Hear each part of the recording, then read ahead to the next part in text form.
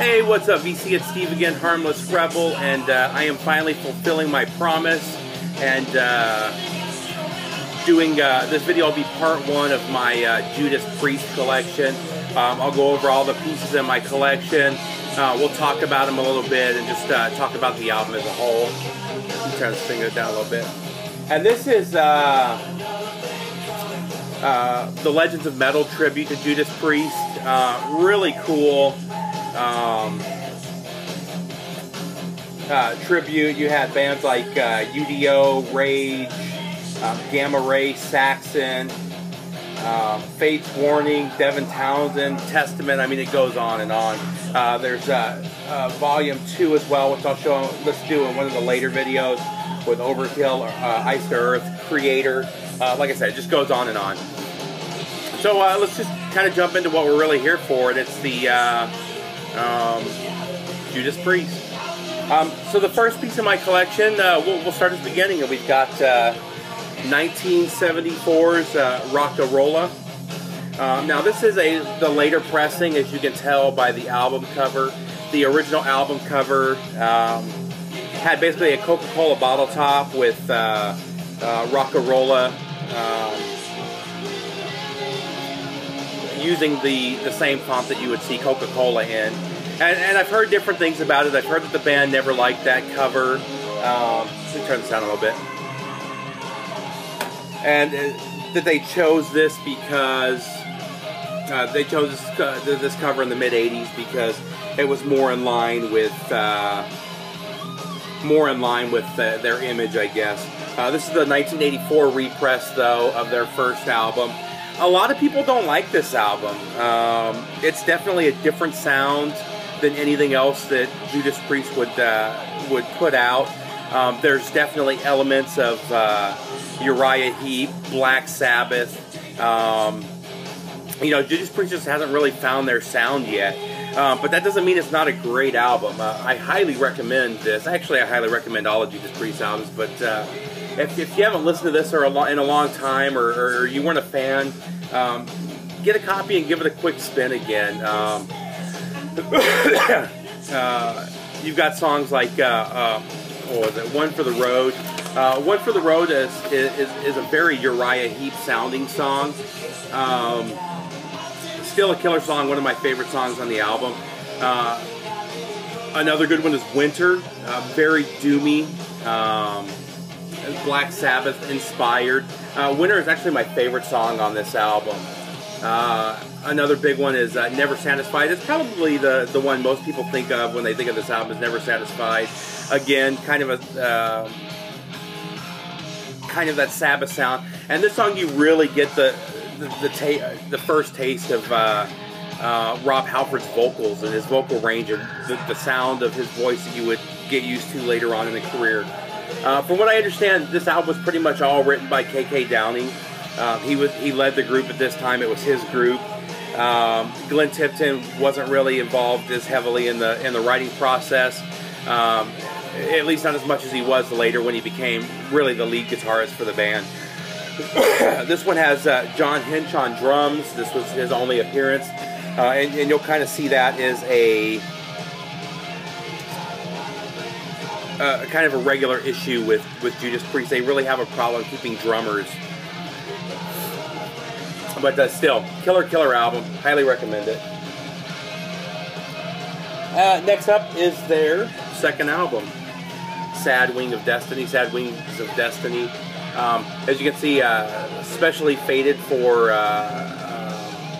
easier programming. This is basically a radio promo. There's a couple extra seconds between each song to make it easier for fading in and fading out for DJs. This is also where you see for the first time, the Judas Priest cross, which I don't know if I can get a good... There you go, you can see it right here on the angel's wings. Excuse me. Another killer album. This one has Alan Moore, I believe, on drums. Yeah, Alan Moore on drums. With this one, you're starting to see a little bit more of Judas Priest is moving in their own direction in this one. you start seeing some of the classic songs start to appear. You've got Sad Wings of Destiny, amazing song. You've got The Ripper. You've got Tyrant. The last two of which I think are still pretty much always on their live set. Just an amazing album. And though it's not often, or I don't know of it ever being noted, I think that this album was a huge influence on new wave of British heavy metal. If you go back and listen to songs like Deceiver and Island of Domination, the guitar riffs are the type of guitar riffs that would really become popular with new wave of British heavy metal bands. As a matter of fact, Deceiver reminds me a lot of the sound that Iron Maiden, that galloping guitar. It just has that sound that would become kind of the trademark for Iron Maiden. So very cool. Definitely worth checking out.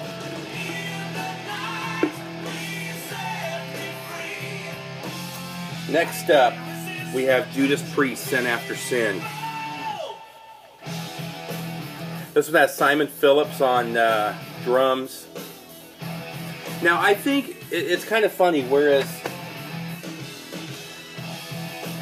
Sad Wings of Destiny had kind of the first taste of Priest heavy metal. I think with their third album, they went back more towards the hard rock, into the hard rock arena. I don't think that this album is as heavy as some of the songs on Sad Wings of Destiny. Still a killer song, though. As you can see, radio stamp there. It is a white label promo. And I still have the original insert, the radio insert that just kind of gives the history of the band. Talks about the band a little bit.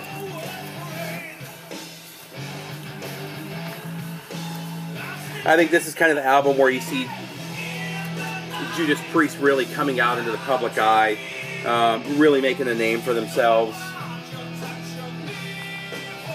Some absolute classics on here. I mean, you've got Sinner, Diamonds and Rust, and Starbreaker.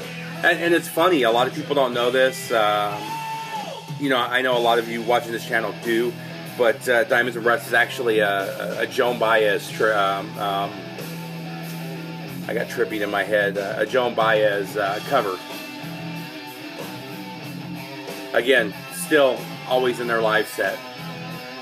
Another killer album, though. Like I said, though, I just don't think it's as heavy as some of the songs in Sad Wings of Destiny.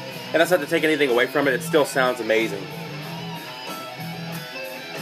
Next up, let me make sure I got this right.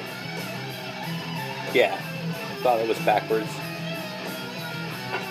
Next up is one of the probably best and most important years for Judas Priest, but it's 1970. And you know what, I don't think I mentioned 1974 was when their debut came out, followed up by Sad Wings of Destiny in 1976. And then in 1977 was Sin After Sin. And then we move on to probably, and I wouldn't even say probably, I mean, this is by far my favorite of the Judas Priest albums. Stay in Class. This is the Mobile the Mobile Fidelity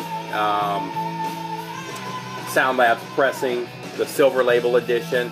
Sounds amazing. This is just a beautiful pressing. And of course that back cover.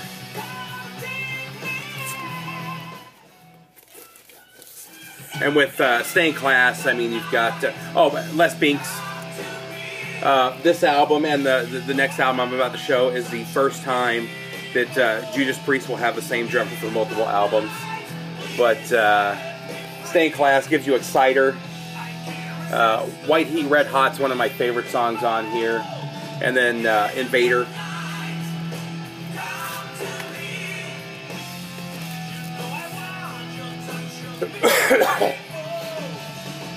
And this is this is kind of really where Judas Priest sound really, this is the first real taste of what Judas Priest is. I mean, this is where they really find themselves. The first album where they really put it all together, and the entire album is just completely amazing. And then that, you know, that was followed up later that year by this bad boy, Killing Machine. Now, it was called Killing Machine in Europe. In the U.S., it was Hellbent for Leather. Some people prefer one over the other. I think Killing Machine is kind of a cooler name.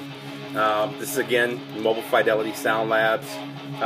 They're pressing. Silver label again. Shot of the band on the back cover. Again, a beautiful, beautiful pressing. Sounds amazing. One of their biggest hits came off of this album, which is, of course, Green Monalishi, which, again, a lot of people don't realize is a cover from Fleetwood Mac. An amazing, amazing album, though.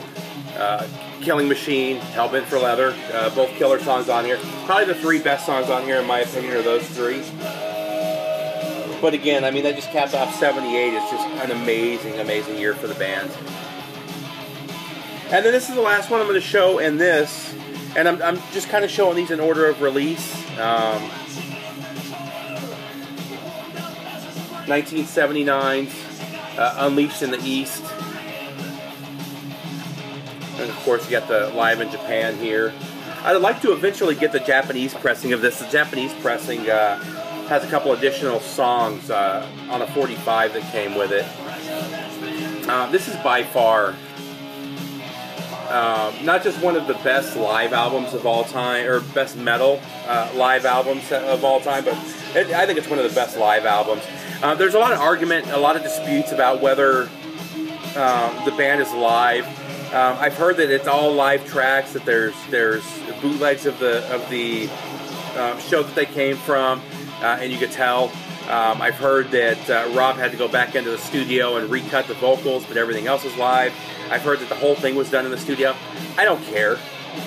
You know, and a great example, you know, a lot of people list Alive from Kiss as one of the best live albums of all time. And it's come out over the years that pretty much that whole thing was done in the studio, with the exception, I think, the drums.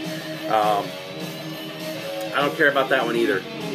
Just that every song on here is an absolute classic. I mean, they started with Exciter, Running Wild, Sinner, Ripper, Green Monalishi, Diamonds and Rust, Victim of Change, Genocide, Tyrant. It doesn't get any better than that. I mean, that's just an amazing, amazing set list. An amazing, amazing show. And that's it for part one. I'm trying not to go too long. I don't want this to be a 50-minute video, so I'm going to try to do it in 15-minute segments. So, probably 2 or 3 videos from now, I'll go ahead and knock out part 2. Leave your comments. Tell me what you think. Tell me what you thought of my my assessment of each album. Tell me what your favorites are. Again, take care, BC.